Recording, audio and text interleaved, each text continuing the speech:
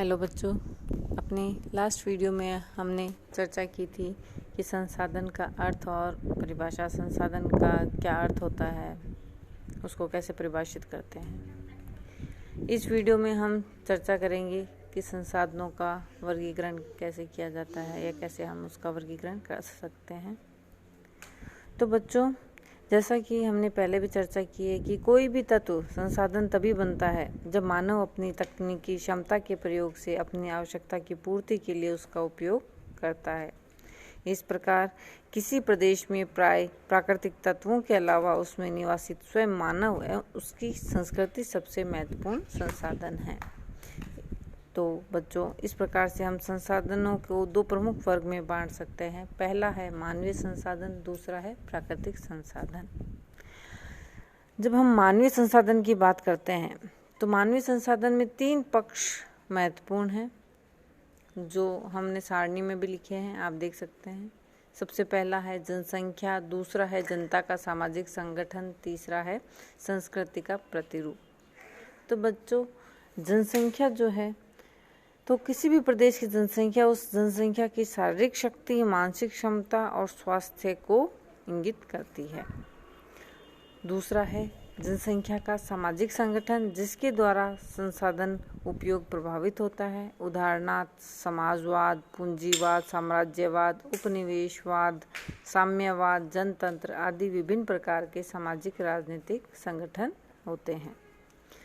तीसरा इसका जो पक्ष है संस्कृति का प्रतिरूप, वह भी एक संसाधन है। जिस प्रदेश में विज्ञान तथा तकनीकी की जितनी अधिक उन्नति होगी, उस प्रदेश का आर्थिक विकास भी उतने ही ऊंचे स्तर का होगा। जैसे पूर्व सोवियत संघ, संयुक्त राज्य America, Japan, Germany, Britain, France आदि राष्ट्रों ने विज्ञान तथा तकनीकी की उन्नति करके अपनी आर्थिक अवस्थाओं को बहुत सुदृढ़ बना लिया है। मानवीय संसाधनों की उत्तमता का सबसे उपयुक्त उदाहरण वर्तमान समय में जापान देश की जनता का संगठन, उसकी क्षमता तथा संस्कृति है। जहां पर भौतिक या प्राकृतिक संसाधनों की कमी भी होते हुए भी औद्योगिक विकास व जीवन स्तर तथा प्राकृतिक प्रकोपों को सहने की क्षमता संसार में उच्च श्रेणी की है। तो बच्चों, अब हम बात करते हैं प्राकृतिक संसाधन की। तो प्राकृतिक संसाधन वातावरण की कुल दशाओं के योग का एक भाग होता है, जिसमें मानवता अस्तित्व में है। बच्चों, प्राकृतिक संसाधन प्रमुख रूप से हमने सारणी में भी लिख रखे हैं। वायु संसाधन है, सौर ऊर्जा है, भूमि है, मृदा है, जल है, भूमिगत जल है, खनिज, वनस्पति, जंतु आदि। सबसे पहले हम वायु संसाधन की बात करते हैं। वायु जो है जीवन के लिए सर्वप्रथम और सबसे अधिक आवश्यकता वाला कारक है। पृथ्वी के समस्त प्राणी, मानव, जंतु, वनस्पति वायु में ही सांस लेकर जीवित रहते हैं। मानव को जीवित रहने के लिए आवश्यक ऑक्सीजन देने के अलावा वायु के अन्य उपयोग भी हैं। वायु पृथ्वी तल के गर्म रहने में सहायता करता है। पृथ्वी के चारों ओर वायुमंडल में जल वाष्प और आर्द्रता को ले जाने का माध्यम भी वायु ही है। अतः इसी के माध्यम से पृथ्वी तल पर भिन्न भिन्न प्रकार की जलवायु और ऋतुएं होती है। मानव इस वायु का उपयोग विश्व के यात्रियों तथा पर्यटकों को ले जाने के लिए, डाक तथा सामान ढोने के लिए, सैनिकों को ले जाने के लिए तथा कई कार्यों के लिए करता है।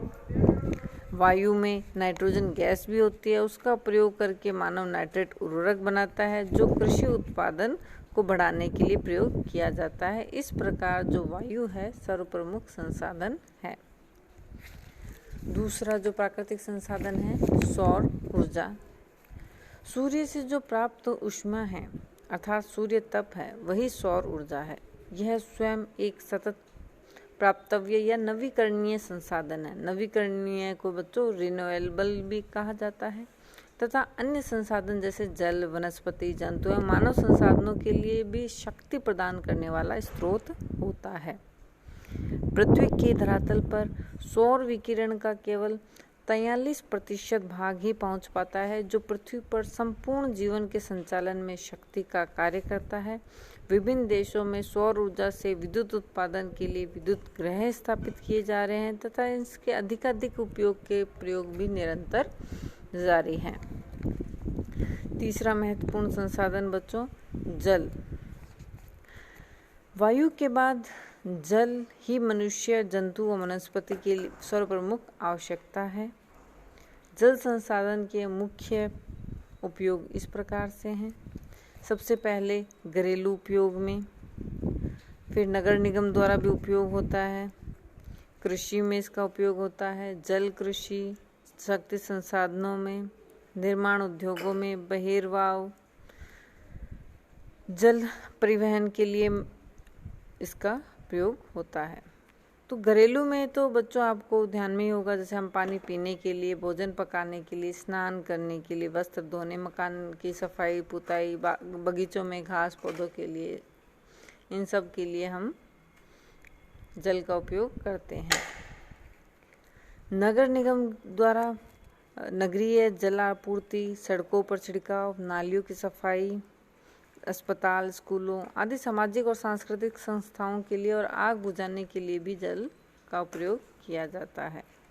कृषि में खेतों में फसलों की सिंचाई के लिए, बागों के लिए, डेयरी तथा चराई पशुओं को पिलाने के लिए जल का उपयोग होता है। जल कृषि में भी सिंघाड़ा, कमल ककड़ी, मखाना, इनकी कृषि के लिए जल की आवश्यकता होती है। शक्ति संसाधन, जैसे पनचक्कियों को चलाने के लिए तथा जल विद्युत उत्पादन के लिए भी जल की आवश्यकता है। निर्माण उद्योग में जैसे स्टीम बनाने के लिए, कच्चे मालों की धुलाई, सफाई, रंगाई छपाई के लिए, आर्द्रता को बढ़ाने के लिए, इस्पात तथा अन्य धातुएं उत्पादनों को ठंडा करने के लिए भी इसकी आवश्यकता होती है। बहिर्वाह, कारखानों, फैक्ट्रियों, वर्कशॉपों, निर्माण के प्लाटों, भट्टी, घरों आदि से राख, मलबा, कतरन, छीजन, कचरा आदि को बहाकर ले जाने के लिए तथा नगरों के जो कूड़े कचरे को बहाकर ले जाने के लिए भी जल उपयोग में आता है। जल परिवहन, नदियों, नहरों, बड़ी झीलों, समुद्रों आदि का प्रयोग नावों, जलयानों द्वारा नौ परिवहन के लिए होता है। इसके अलावा मत्स्य पालन के लिए भी होता है। फिर मनोरंजन, नदियों, नहरों, झीलों, तालाबों, सागर तटों का प्रयोग स्नान, जलीय खेल, नाव चलाने की स्पर्धा आदि के लिए भी किया जाता है।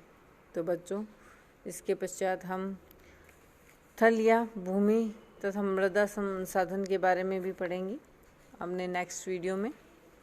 आज की क्लास अपनी इतनी ही होगी। आप साथ के साथ अध्ययन करते जाएं। धन्यवाद।